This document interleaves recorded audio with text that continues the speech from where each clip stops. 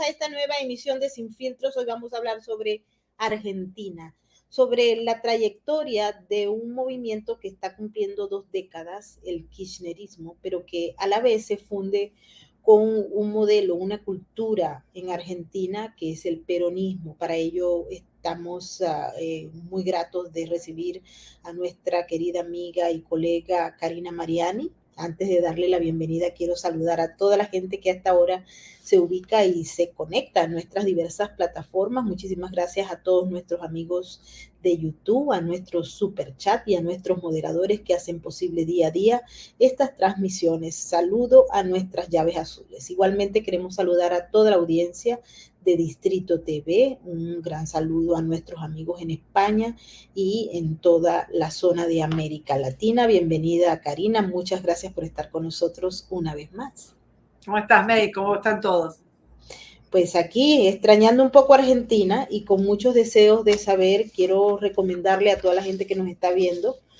Karina escribió un reportaje maravilloso en La Gaceta en España sobre los 20 años del kirchnerismo, que representan un proceso que incluye todos los aspectos de la vida política, económica y social de Argentina. Vamos a darle la palabra a nuestra invitada para que ella nos explique primero cómo se concibe el kirchnerismo y por qué ha sobrevivido a pesar de un fracaso en materia de gobierno. Mirá, seguramente todos recuerdan, porque se hizo viral, lo que fue la crisis argentina del 2001, o todos, o los más grandecitos. Recordarán esos episodios donde tuvimos 6 presidentes en poquititos días, los saqueos, las manifestaciones, el helicóptero que se llevó al presidente, y bueno, toda ese lío, esa catástrofe política y económica que tuvimos cuando comenzaba este siglo. Ahí lo que ocurre es que la clase política argentina, y no te estoy diciendo el peronismo, sino la totalidad de la clase política, porque el grito de la calle era que se vayan todos, y esto era reiterado. Entonces la clase política tuvo miedo, la clase política vio peligrar su sistema de vida, que como vos sabés es absolutamente parasitario. Entonces, en ese momento de enorme convulsión y de tanta desconfianza, surge de los operadores del peronismo, de los que no tienen una buena imagen, pero sí tienen los manejos del Estado, de los intersticios del Estado, de los medios, de la economía y demás, surge la idea de poner a a un varón, a un señor feudal, porque nosotros en las provincias tenemos señores feudales que están 30, 40 años en el poder, manejando obviamente el clientelismo local. Surge la idea de poner un varón, pero del sur, que nadie sabía quién era un desconocido literalmente. Y este es Néstor Kirchner. El historial de Néstor Kirchner en la provincia de Santa Cruz era nefasto en el manejo de la economía, en la corrupción, en el manejo de la justicia, todo. Pero como estaba este ambiente de convulsión y él era, o se hacía, o se hizo cercano al progresismo, bueno, cayó bien, vos sabés que hemos hablado mucho del kirchnerismo state of mind, de esa cosa progresista, socialismo del siglo XXI, este uso político de los derechos humanos y demás. Bueno, esto fue lo que empezó a hacer Néstor, porque fue un presidente que ganó con un 22% de los votos, nada, en el 2003. Entonces él empezó a armar su anclaje político, a armar su referencia. Y entonces empezó esta alianza que finalmente fue la que sostuvo a Néstor Kirchner y después a Cristina, que fue la que tiene que ver con el setentismo y con lo que quedaba, digamos, de las organizaciones terroristas. Se hizo, digamos, con los hijos de lo que fueron Montoneros y ERP, con madres y abuelas de Plaza de Mayo, con Berbisky sobre todo, y con un grupo de ideólogos que fueron dándole forma a su narrativa. Una narrativa setentista, pero a full, totalmente setentista. ¿Qué es lo que empezás a ver ahí? Que él empieza a fascinar a los Laclau, a los Chávez, a los Lula, al cubanismo que bien conoces vos cuánto tiempo ha influido en nuestra región. Bueno,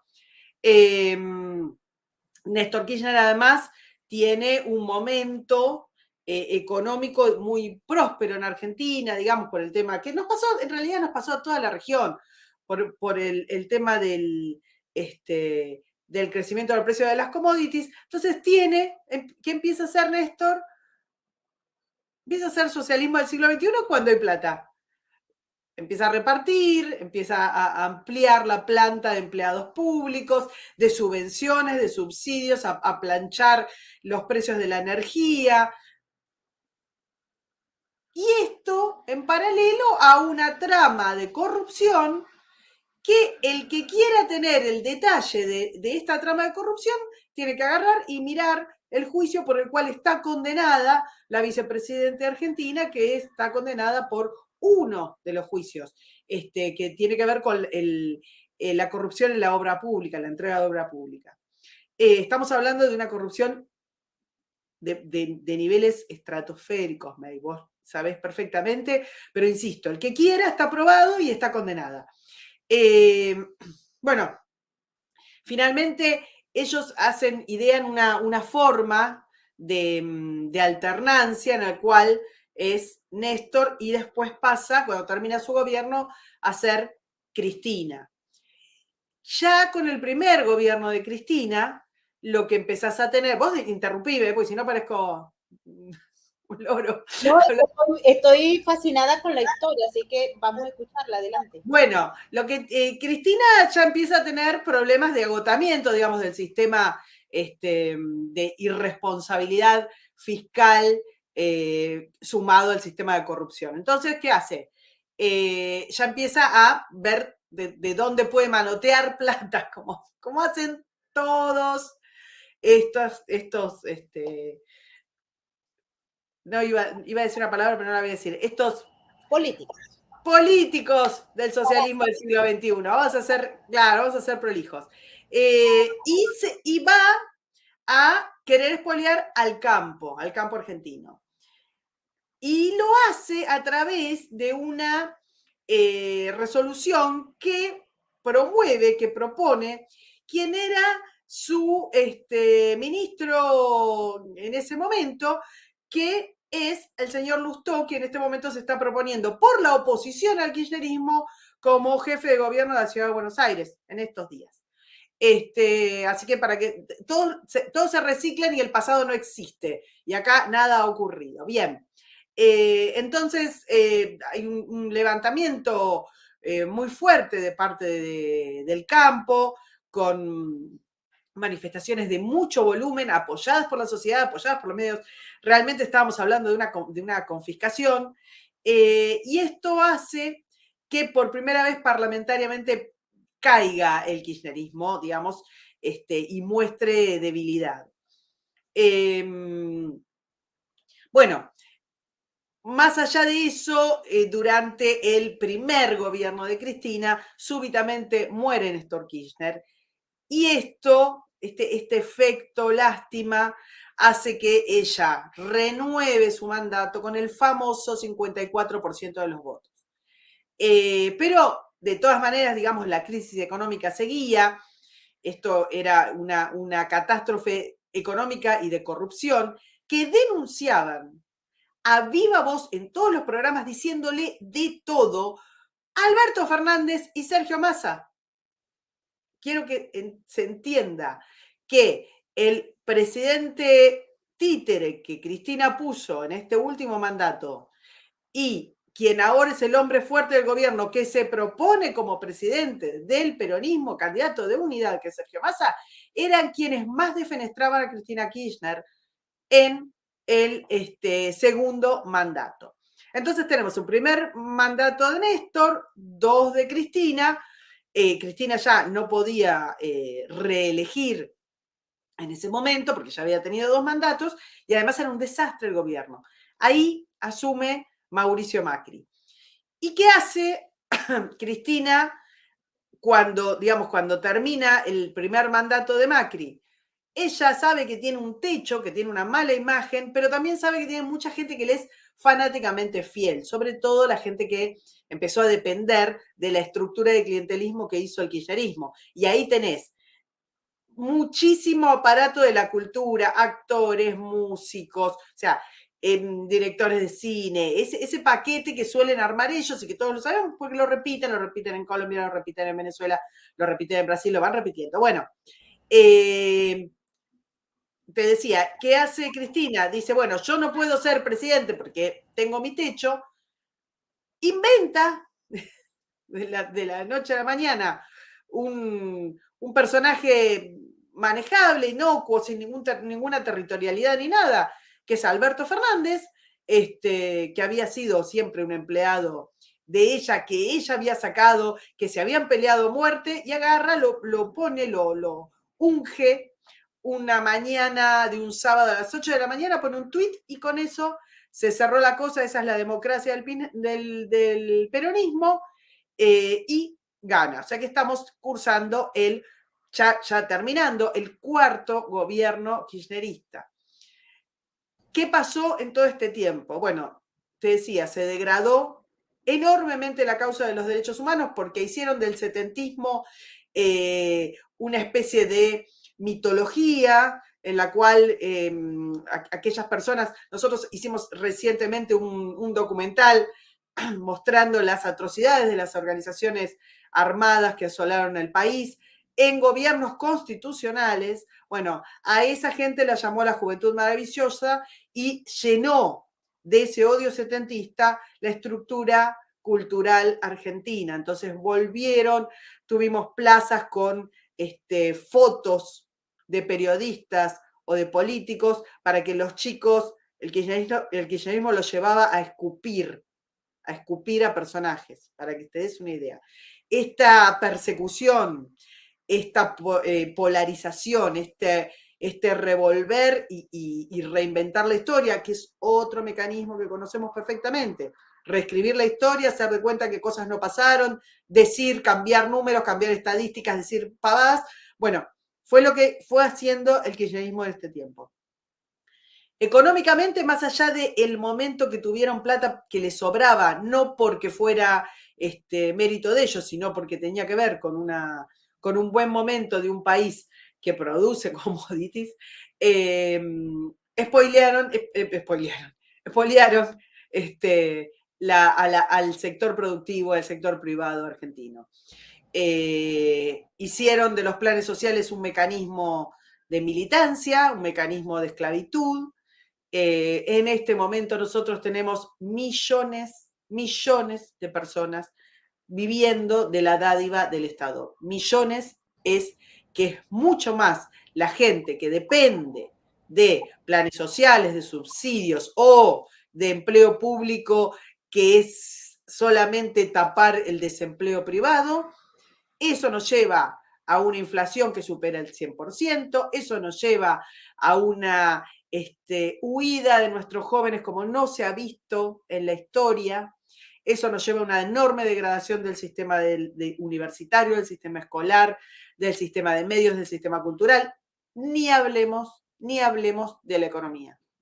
Eso es lo que hizo el kirchnerismo, tierra arrasada, en los últimos 20 años.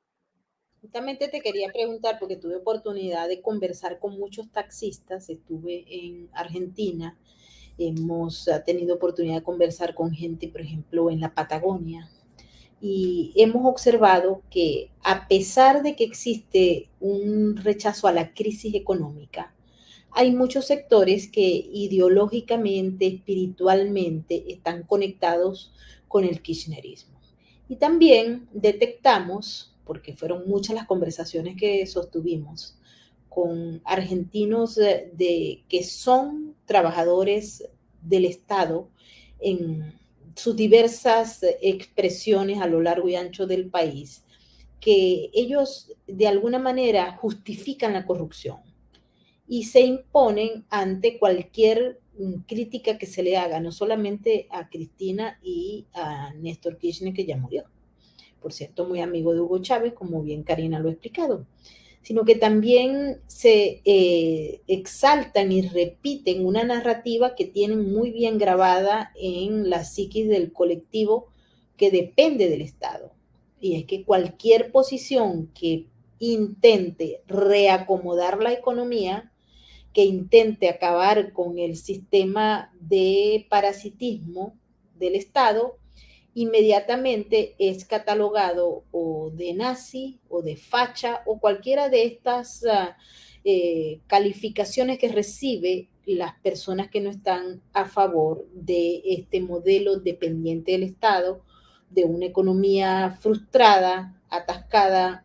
Argentina, un país rico, un país con muchas posibilidades, está prácticamente sumergido en una de las crisis económicas más fuertes y la gente, a pesar de eso, no entiende y justifica a Cristina Kirchner.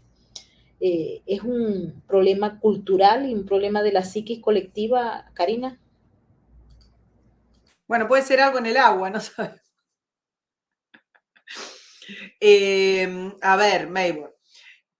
Primero, tenés que pensar, y esto yo me gusta más pensarlo a nivel regional, porque es un mecanismo que se repite. Tenés que pensar que quienes son hoy los jóvenes en su edad productiva, laboral, los que tienen 20 y pico, no han visto otra cosa.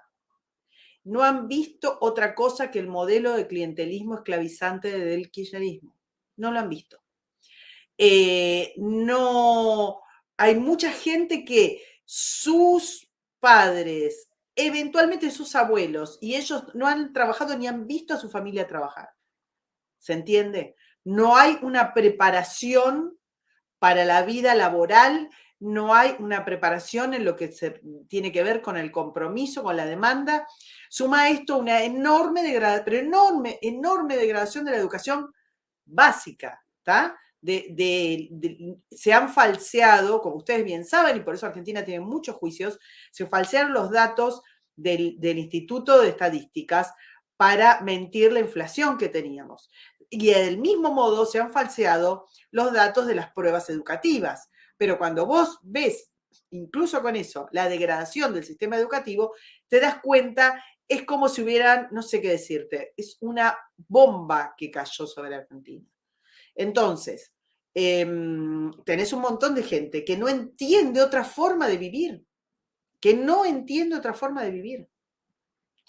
Y estos son millones y millones de personas, millones, ¿está? Generaciones. Eso por un lado. Por el otro está muy arraigado el estatismo, y esto no es solo el kirchnerismo, ni es solo el peronismo. Yo en la nota largo diciendo, esto es el radicalismo, que era el bipartidismo, digamos, previo a que surgiera Mauricio Macri y su partido, que absorbió el radicalismo, pero el radicalismo histórico también es un partido enormemente estatista, mucho más estatista de lo que cualquiera puede pensar, el alfonsinismo, ¿no? Entonces, el radicalismo es un partido estatista, es un partido extremadamente socialdemócrata, que está en la Internacional Socialista, con cargos en la Internacional Socialista. Entonces, vos no vas a tener una crítica al modelo. Vos lo que podés tener de la oposición es una crítica a la corrupción. Entonces, es como si te dijera, mira,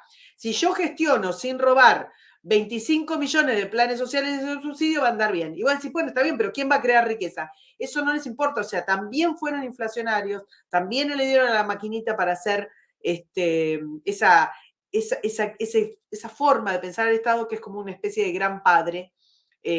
Entonces, lo que tenés es que políticamente podés tener mucha gente que no sea peronista o que no sea kirchnerista, pero sí depende, digamos, cree en el paternalismo del Estado. Eso por un lado. Por el otro tenés la enorme cantidad de gente que definitivamente, digamos, su subsistencia depende de que Cristina siga o de que alguien manejado por Cristina siga. Entonces, eso es lo que te va pasando. Y sector privado casi no queda. Sector privado, las empresas se han ido, las pymes, las pymes que no acribillaron y que pudieron sobrevivir se van, el sector privado, los profesionales se van, los jóvenes se van.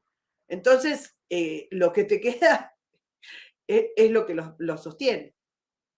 Y lo que lo sostiene también es una especie, Karina, de deseo de imponerse. Yo tuve oportunidad de conversar con algunas personas y quiero que aclaremos esto antes de irnos al otro punto, que con lo que recibe del Estado por su trabajo, presunto trabajo, lo invierte y se convierten en mini empresarios. Es decir, en Venezuela había eso, que era el sistema de caleta del Estado para vender otra cosa y sobrevivir de eso, ¿no?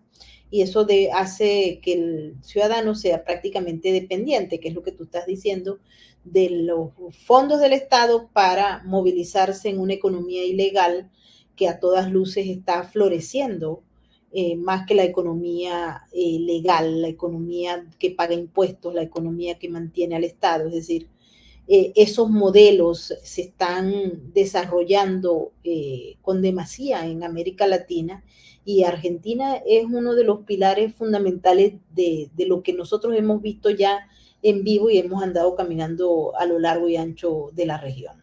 Adelante, Cari. Mirá, en realidad ahí voy a hacer una salvedad por mi corazón extra libertario.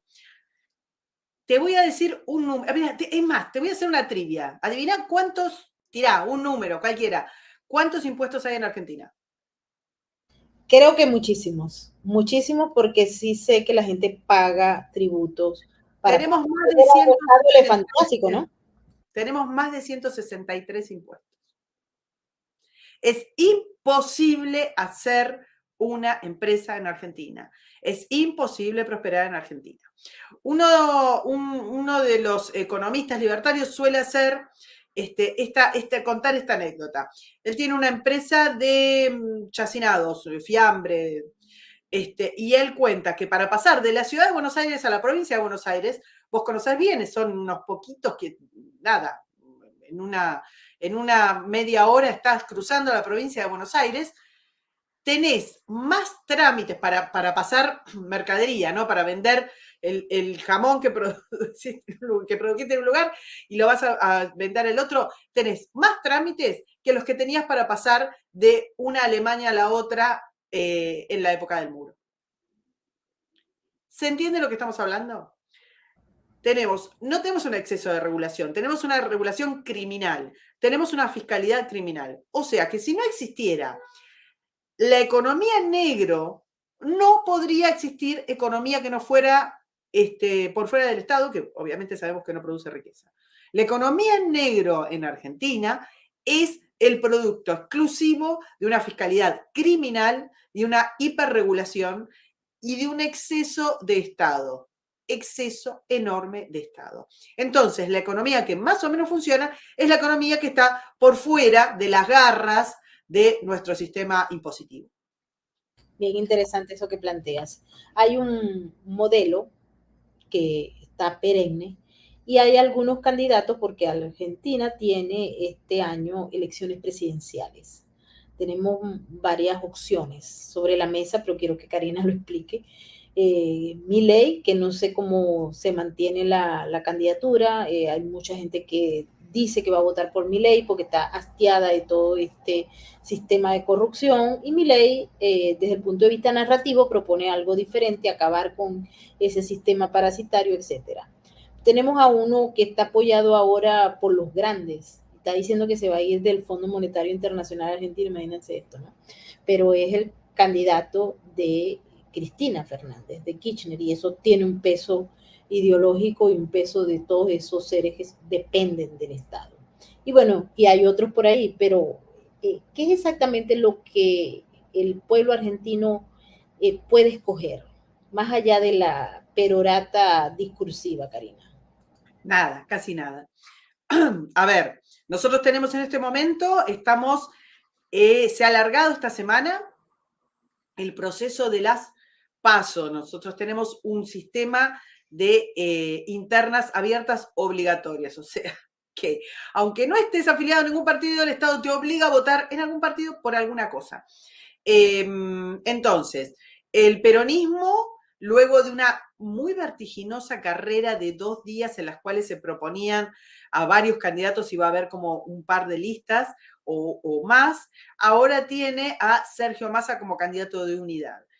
Sergio Massa es resistido, si querés, por ese famoso setentismo, ¿no? Que era como la base pétrea de la fidelidad de Cristina. Entonces, para contener a esa gente han puesto un candidato que no va a sacar ni 4 votos, pero que es del mismísimo riñón de los movimientos sociales, cosa de que el que no quiere votar a Massa o se siente que no sé qué, porque lo llaman neoliberal, cualquier cosa. Pero bueno, pero lo llaman, porque Massa es un panqueque, digamos, fue dando vueltas por distintos partidos y distintas ideologías. Entonces, para contener a esa gente, poner un candidato que va a sacar como nada, pero el candidato de unidad, el candidato del peronismo es finalmente Sergio Massa.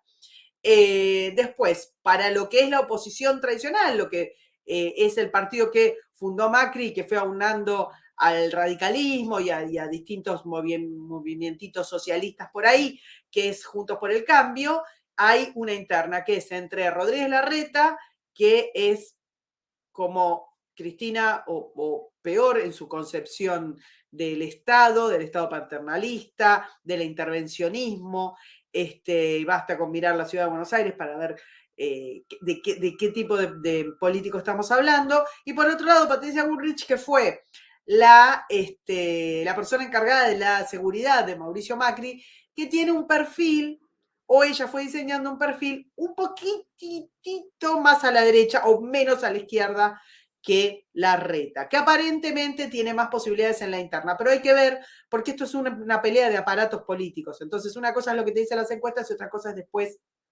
cómo se maneja en el pequeño municipio, en la gobernación, ¿está? Así que bueno, eso es lo que tenés. Y finalmente tenés a Milei con un discurso muy liberal, con un armado muy flojo en lo que tiene que ver con, ustedes saben que Argentina es gigante, necesita de muchísima gente para armar una candidatura presidencial, no es lo mismo armar una candidatura para una gobernación, para una intendencia, que una candidatura presidencial. Milei, que es diputado por la Ciudad de Buenos Aires, se decidió a hacer un salto muy enorme, que es hacer un armado de orden nacional, y en estos días está teniendo un traspié tras otro, producto de lo que es ese entramado que obviamente la casta política lo tiene muchísimo más aceitado, porque además tiene los medios, la estructura, los militantes en cargos públicos y demás. Así que hay que ver. Después tenés candidaturas de izquierda y cositas que no van a llegar a ningún lado. Hay que ver entre estas 3 opciones, bueno, primero, ¿quién gana? Si Larreta o Bullrich. Va a estar Massa, quien salga de Larreta o Bullrich, y Milei. El 13 de agosto tenés el resultado de estas internas. Obviamente Massa, como se presenta, solo va a estar. Obviamente Milei, como se presenta, solo va a estar. Y ahí te va a quedar quién va a ser el candidato de la oposición más fuerte, que es la oposición de Juntos por el Cambio. Y ahí va a correr la verdadera elección, que es la que va a tener lugar en octubre. Y vamos a ver qué es lo que deciden. Karina, antes de irnos, quiero que le expliques a la gente, porque tuvimos oportunidad de conocer personas ligadas directamente a lo que ha sido una lucha por décadas para buscar justicia a las víctimas del terrorismo. Atentados fuertes que dejaron muertos, que dejaron una cicatriz en el alma de Argentina y que ustedes están empujando para que no se olvide y para que algún día la impunidad de la que gozan estos personajes tan nefastos llegue a su fin. y se reconozcan a las víctimas y se aplique la justicia. ¿Cuáles son las actividades que tienen previstas y la razón por la cual ustedes están empujando esta agenda adelante? Bueno, este fin de semana se va a hacer la segunda marcha contra la impunidad. Te cuento rápidamente. En lo que en su momento era el comedor de la superintendencia de la Policía Federal, en el año 76, explotó una bomba colocada por la organización terrorista Montoneros, que mató a 23 personas, como era una bomba vietnamita. Vos lo podés explicar mejor de qué se trata. No solo mató a estas personas, sino que además hirió a más de 100. Este atentado fue el más grande sufrido en Argentina hasta que tuvimos el atentado a la AMIA. Y es uno de los más grandes del mundo en sede policial. Entonces, este atentado está en una calle céntrica de la ciudad, digamos, ocurrió en una calle céntrica de la ciudad de Buenos Aires, donde ahora también hay una dependencia policial, y a poquísimas cuadras han puesto como homenaje el nombre de quien ideó el atentado a una estación de subte. Esta afrenta, porque además todas las víctimas esas permanecen sin reconocimiento, las víctimas del atentado al comedor. ¿Entendés? Entonces, no solo las ningunean, no solo las invisibilizan, sino que a pocas cuadras homenajean a quien pensó, a quien ideó ese atentado, que es el periodista y escritor Rodolfo Walsh, que era quien estaba a cargo de la inteligencia de Montoneros, formado y formador de inteligencia en La Habana. Entonces, lo que piden distintas asociaciones relacionadas con las víctimas del terrorismo, no solo las víctimas del comedor, sino las víctimas de los miles de atentados que hicieron las organizaciones terroristas, tanto ERP como Montoneros, que fueron las dos más grandes, donde asesinaron niños, asesinaron civiles, donde asesinaron indiscriminadamente, es que le saquen ese nombre, porque es un insulto, le saquen ese nombre a la estación y pongan el nombre de víctimas del terrorismo. Entonces, lo que hacen estas asociaciones y lo que hace la gente, la sociedad civil, Maybor, porque es importante, el nombre Rodolfo Walsh a la estación de la que estamos hablando, se lo puso, la sugerencia y que motivó esta modificación es la periodista y política del kirchnerismo, Gabriela Cerruti, que hoy funciona como la vocera de Alberto Fernández, una persona que escaló muy alto en las estructuras políticas del kirchnerismo. Ella lo puso cuando era legisladora de la ciudad, pero estuvo apoyada por todo el arco político. ¿Entendés? ¿Qué es lo que te explicaba del kirchnerismo y del resto de los políticos? ¿Está? Porque si no, no se entiende cómo puede ser que hubieran puesto el nombre de un terrorista a una estación de subte. Bueno, en definitiva, lo que se está denunciando es esto, y que se cambie el nombre, que se modifique, y para esto la gente marcha desde esa estación hasta el lugar en donde fue el atentado. Por cierto, que quiero aprovechar la oportunidad para invitarlos. Está en el canal de Karina Mariani, pero también lo ponemos acá en Sin Filtros, el reportaje donde pues se cuenta la historia para ampliar detalles y para ver y analizar, porque este proceso creó una fractura social que no ha sido cerrada. No sabemos si se va a cerrar, porque para cerrarla se requiere justicia y eso es lo que está escaso no solamente en Argentina, sino en muchos otros países. Así que están invitados no solamente a ver el reportaje, sino también a apoyar este movimiento social que busca justicia ante este tipo de desafueros que hace la autoridad pública para vanagloriar a los culpables y no a las víctimas, cosa que es terrible. Karina, quiero agradecerte por haber estado con nosotros hoy, por ser parte de nuestro equipo de Sin Filtros. Gracias. Bueno, la protagonista, además de una de las víctimas que es protagonista de este reportaje que van a ver, por supuesto, es una reportera de lujo, la mejor. No, yo te quiero agradecer en serio mucho por ese trabajo, por esa profesionalidad, por el compromiso. Y sí, invitar a todos los que puedan compartir en sus redes esta historia para que se vea, para que se entienda, para que se visibilice y para hacer un poco de fuerza a ver si logramos que las víctimas tengan justicia. Muchas gracias, May, por todo. Mil gracias a ti, ya saben, sigan a Karina en sus redes que las van a conseguir en este video que estamos haciendo en honor a Argentina. Así es que, bueno, hemos llegado al final de esta emisión. Vamos a despedirnos. Hoy vamos a conversar también un poquito sobre México, qué es lo que está pasando en México, y para eso vamos a tener una edición especial con Carlos Ibarra, que nos va a dar los últimos titulares y lo que está ocurriendo en el seno de la sociedad mexicana, que también, por cierto, está en un proceso electoral y en una división constante para escoger entre dos modelos que muchas veces no satisfacen al resto de la gente. Es decir, ahí hay dos modelos muy marcados, igual que lo explicó Karina en Argentina, y bueno, nosotros ni hablemos del futuro. Nos despedimos hasta la próxima emisión, no sin antes agradecerle a toda la gente que nos ha seguido en nuestras diversas plataformas. Por favor, síganos, suscríbanse a nuestro canal de YouTube y también a nuestras redes sociales. Un abrazo gigante a todas las llaves azules que nos acompañan día a día en la moderación y el manejo del super chat, que es el más inteligente de toda la red. Nos despedimos con el mensaje de la RAC y nos vemos pronto. Chao, chao. Mirada no conoce de estadísticas. Aún así, millones de ellos padecen una cruda realidad. Su lealtad es inquebrantable, aunque no haya nadie con quien compartirla.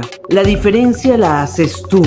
Adopta, esteriliza, colabora. Red de Apoyo Canino.